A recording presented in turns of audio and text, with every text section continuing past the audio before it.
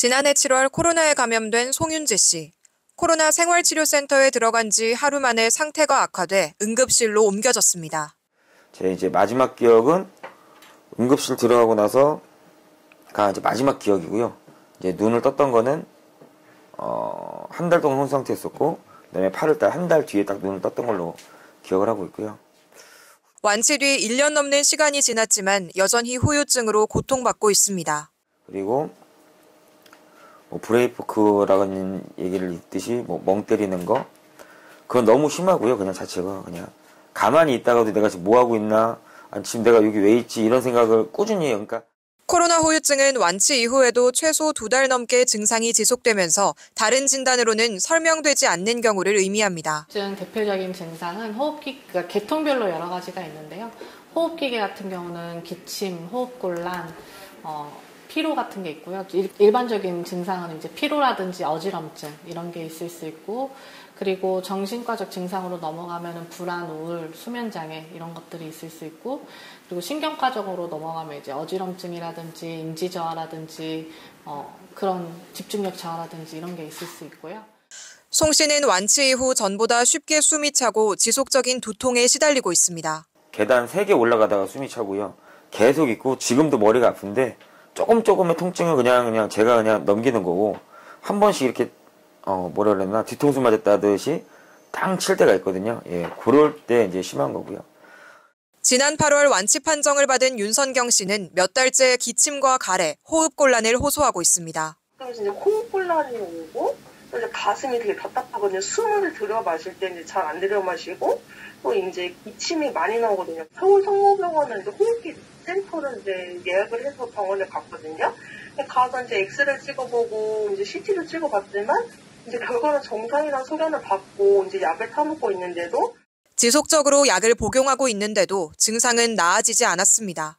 코로나 완치 이후 나타나는 후유증은 200여 가지에 달하는 걸로 알려져 있는데 극소수에게 나타나는 특이 케이스까지 고려하면 훨씬 다양한 후유증이 존재할 수 있다는 시각도 있습니다.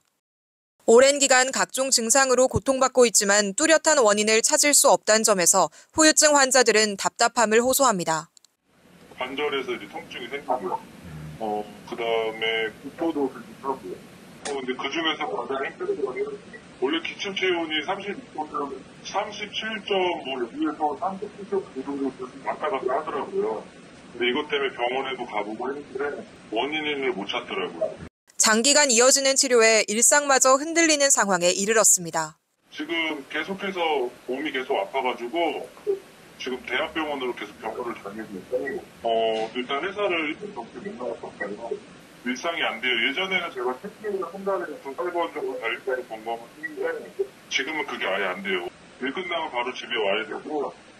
후유증 상병 코드가 만들어진 이후 지금까지 진료받은 인원이 최대 14만 명이 넘는다는 통계도 나올 만큼 국내 후유증 환자들은 적지 않습니다. 다른 나라도 상황은 마찬가지입니다. 코로나에 걸린 사람이 훨씬 많았던 미국에선 최대 2,300만 명에 달하는 사람들이 후유증을 겪고 있고, 이 가운데 많게는 100만 명이 노동시장으로 복귀하지 못했다고 추정됩니다. 호주에서도 매일 3만 1,000명이 후유증으로 결근할 정도라는 정부 보고서가 나오기도 했습니다. 그럼에도 아직 코로나 후유증에 대해 밝혀진 것은 많지 않습니다. 모호함과 불특정성이 여전히 남아있는 상황에서 지금은 각종 후유증 클리닉이 환자들의 유일한 선택지입니다.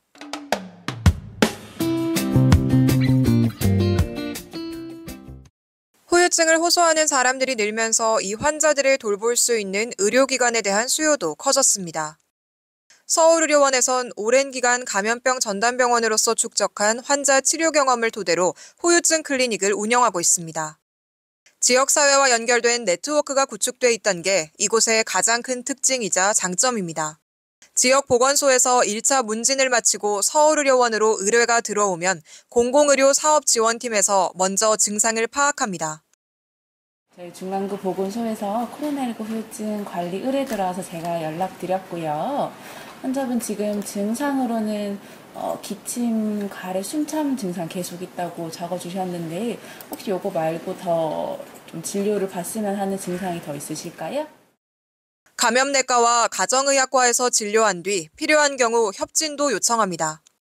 쉽게 병원을 찾을 수 있는 만큼 주로 연령층이 높은 환자들이 많습니다. 전반적으로 연령대가 높은 편이고 이제 작은 병원, 동네 병원에서 진료를 받다가 차도가 없어서 이제 주위에 묻고 보건소나 구청에 물어서 저희 쪽으로 연계되는 경우가 많은 편이었습니다. 후유증 치료만큼이나 함께 진행되는 심리검사도 중요합니다. 2개월 이상 이제 지속이 되면 환자분들도 걱정이 앞서고 불안하게 되거든요. 그래서 저희는 이제 보건소와 함께 심리 상태도 평가를 해드리고 있습니다. 총점을 내서 환자분이 위험 상태에 있다고 판별이 들면 환자분께 설명을 드리고 동의를 구하고 정신건강의학과에 의뢰를 해서 장기적으로 역시 추적 관찰을 하고 있습니다. 환자 접근성까지 고려한 이런 공공후유증 치료 시스템 외에도 후유증 자체를 전문으로 다루는 각종 민간 클리닉은 수도권, 특히 서울에 쏠려 있습니다. 수도권 거주 환자들과 달리 비수도권의 후유증 환자들이 또 한 번 벽에 부딪히게 되는 지점입니다. 세종대로 병원을 작년에 몇 번 갔었는데 정말 몰라요. 코로나 후유증에 대해서. 여러 과를 돌아다녔는데 저한테 왜 오셨어요? 저한테 해당 사항 없는데요? 저희가 아니에요. 저기 뭐 루마티스 내과 가세요. 루마티스 내과 가세요. 저기 정신과로 가세요. 거의 이 정도 수준. 지방은 굉장히 심각해요. 네, 의사들이 많이 몰라요. 후유증에 대한 제대로 된 진료를 받으려면 어렵게 시간을 내서 일단 서울로 올라올 수밖에 없는 겁니다. 지방에 계신 분들이 차라리 좀 서울에 있는 병원을 가고 싶다고 희망은 없지만 그래도 수도권 쪽의 정부랑 가깝게 연결돼 보시고 해외 주요국 사례를 살펴보면 코로나가 시작된 초창기부터 후유증 관리에도 적극적으로 나선 경우가 많은데 특히 영국은 지난 2020년 상반기부터 정부 주도로 코로나 후유증 전문 치료센터를 설립하는 등 국가 중심의 관련 서비스를 제공해왔습니다. 국내 후유증 환자들이 국가와 정부에게 바라는 역할도 마찬가지입니다. 나라에서 좀 신경을 써주겠지 이런 마음으로 그래서 계속 버티고 있습니다. 서울대병원 같은 경우 국립이기 때문에 나라에서 제일 먼저 신경 써주고 연구에 대한 어떤 지원이 되지 않나 이런 마음으로 좀 가고 싶어 하더라고요. 비수도권 지역 환자들에겐 우선 전문적인 후유증 치료를 받을 수 있는 신뢰할 만한 지역병원이 필요합니다. 일단 지역사회 주민들에게서 발생하는 코로나19 후유증을 겪고 있는 환자분들을 놓치지 않기 위해서 지역 보건소에서는 당연히 그런 환자들을 말하자면 찾아낼 수 있는 그런 시스템은 갖춰줘야 될 것 같고요. 최근엔 국회에서도 위원회나 센터, 후유증 지정 병원 같은 관리가 필요하다는 목소리가 커지고 있지만 정부의 관련 움직임은 여전히 요원합니다. 앞서 정부가 지난 6월 발표했던 대대적인 후유증 조사 계획도 환자들은 아쉽다고 지적합니다. 롱코비드 환자들 대대적으로 조사를 할 거면은 사람들을 실제 만나보고 대면도 해보고 어디가 어떻게 아픈지 이런 좀 세부적인 조사가 좀 필요하다고 생각을 합니다. 직장을 다녔는데 직장까지 그만둔 사람들의 그 한 집안의 가장인데 일을 못할 정도로 힘든 거면 심각한 거잖아요. 이 사람들에 대한 어떤 조사 되게 굉장히 절실하다고 생각을 합니다. 이번 조사가 더욱 중요한 이유는 후유증 치료를 위한 정부 공식 가이드라인의 근거가 된다는 점입니다. 하지만 이조차도 현장 의료진과 환자들이 실제로 접하기까지는 너무 많은 시간이 남았다는 지적이 함께 뒤따릅니다.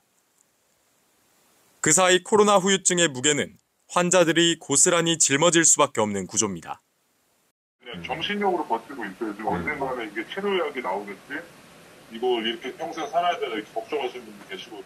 지난달 중순 앤서니 파우치 미국 국립알레르기 전염병 연구소장은 롱코비드가 공공보건을 위협할 수 있다며 대응이 시급하다고 강조했습니다. 이어 31일 유럽 질병예방통제센터는 앞으로 후유증 환자에 대해서 더 광범위한 스케일의 추가 조사가 필요하다고 각국 정부에 권고했습니다. 지금이라도 코로나 후유증 치료 시스템에 대한 전반적인 정비를 시작해야만 하는 이유입니다.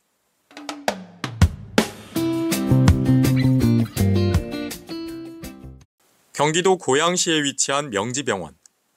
지난 3월 국내 종합병원 가운데 처음으로 코로나19 후유증 클리닉을 열었습니다. 15개 진료과의 협진, 다학제로 후유증 치료법을 찾고 있습니다. 누적 환자 숫자는 3,700여 명. 그만큼 노하우가 쌓였지만 여전히 갈 길이 멀다는 게 명지병원 다학제팀의 이야기입니다. 코로나 후유증이라는 것 자체가 단일 질환은 아니고요. 결국은 후유증이라는 어떤 여러 가지 증상의 범주를 묶는 증후군과 같은 질환이라고 생각을 하고요. 그 후유증에 대한 딱 맞는 정확 1차 치료는 아직은 사실 없긴 합니다. 흔히 알고 있는 증상과 병명이 나타나더라도 앞니를 예측하기 어렵다는 게 가장 큰 고민거리입니다. 코로나 바이러스 감염 이후에 혈관염이 좀 생겼는데 이전에 기저질환이 없었는데 몸의 면역 체계가 좀 교란이 오고 변경되면서 내 면역력이 그런 외부에 대응을 하는 세균이나 바이러스를 공격하는 게 아니고 내 혈관을 공격하면서 혈관 염증이 생긴 상황이라서 코로나 바이러스 감염 이후에 자가면역 질환이 생기는 거는 당연히 많은 레포트가 있긴 한데요. 아직까지 그 명확한 기전이라든가 그리고 이게 얼마나 장기간 후유증이 될지는 좀 더 관찰이 필요할 것 같습니다. 딱 떨어지는 치료법이나 특효약이 있는 건 아니지만 후유증이라는 막연한 긴 터널 속에서 출구를 만들어내려면 전문 의료진의 세심한 관찰이 우선 필요합니다. 70대 여자분이셨는데 코로나 걸린 직후부터 한 3, 4개월이 지났는데 계속 이제 온몸이 아프다, 견딜 수가 없다 이런 증상으로 오셨어요. 근데 이제 좀 특이한 점은 그 환자분께서 아침에는 괜찮은데 4시가 되면은 너무너무 온몸이 아프고 못 견디겠다. 근데 피 검사를 해봤을 때는 거의 다 정상이고 왜 그럴까. 코로나에 걸리기 전 환자의 기존 병원 치료 경험으로 거슬러 올라가자 실마리가 나왔습니다.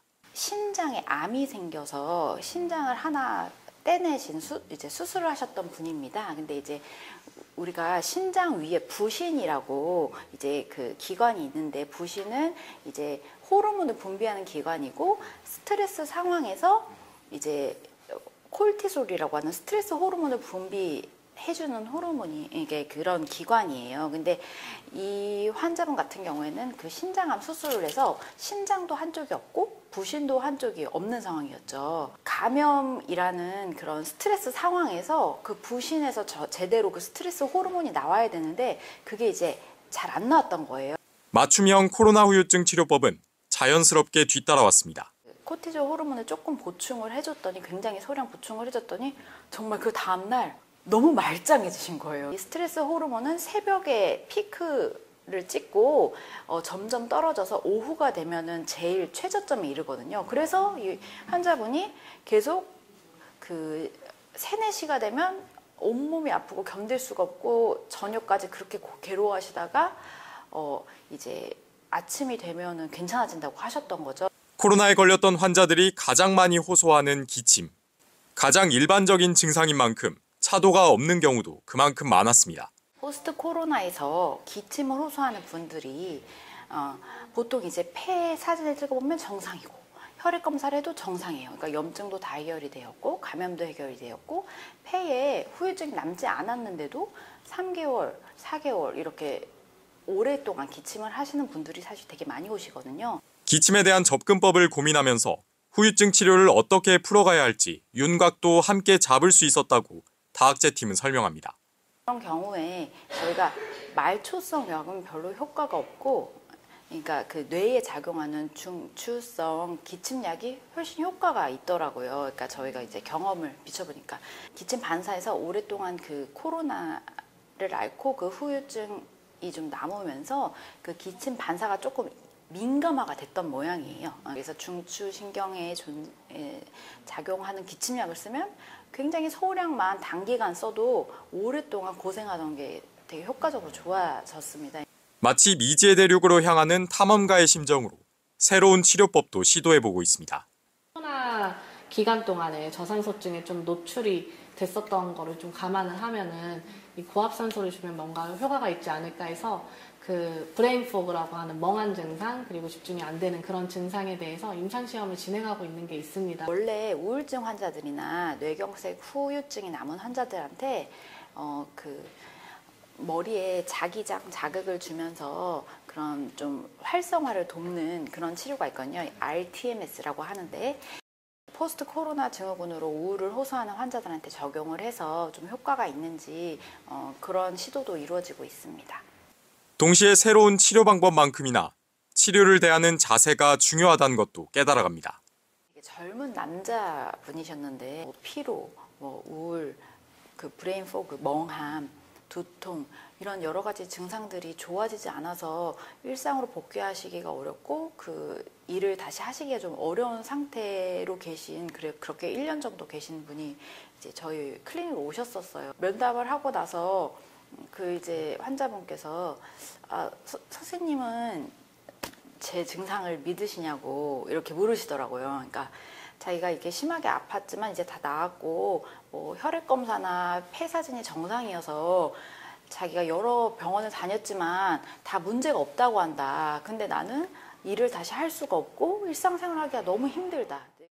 코로나 후유증을 다루는 의사로서 이전과 다른 또 하나의 사명감도 새롭게 다져갑니다. 코로나 클리닉을 하면서 과반수 이상은 검사에서 뚜렷한 이상이 없는데 굉장히 일관되게 많은 분들이 증상을 이제 호소를 하신단 말이죠. 이제 검사에서 뚜렷한 이상이 있어야만 병이고 후유증이 아니구나. 예, 그러니까 이제 기능의 저하, 그런 증상이 있는 것도 이제 의사가 잘 환자를 파악하고 들어주고 거기에 대해서 할 수 있는 치료를 해줘야 되는구나, 이런 거를 좀 깨닫게 되는. 국내 코로나 후유증 치료 자체를 1계단, 2계단 더 높여보고 싶다는 목표도 함께 꿈꿔봅니다. 조금 더 치료적인 접근을 할 수 있는 그런 자체적인 지침서 같은 거를 좀 만들어낼 수 있지 않을까 생각을 하고, 올해의 목표는 이제 그런 경험을 저희만 공유하는 건 아니고요. 다른 의료기관이나 의료진들이 볼 수 있게끔 만들어 보는 게 목표가 되지 않을까 싶고, 무엇보다 환자들과 함께 끝까지 가보겠다는 게 명지병원 다학제팀의 다짐입니다. 단기전으로 끝내고 싶은 마음은 의료진이나 환자분들 동일하다고 생각하지만은 결국은 시간이 좀 많이 필요합니다. 장기간 동안 혼자 싸울 필요는 없고요. 의료진과 함께해서 이겨나갈 수 있는 그런 상황이 후유증 치료라고 생각을 합니다.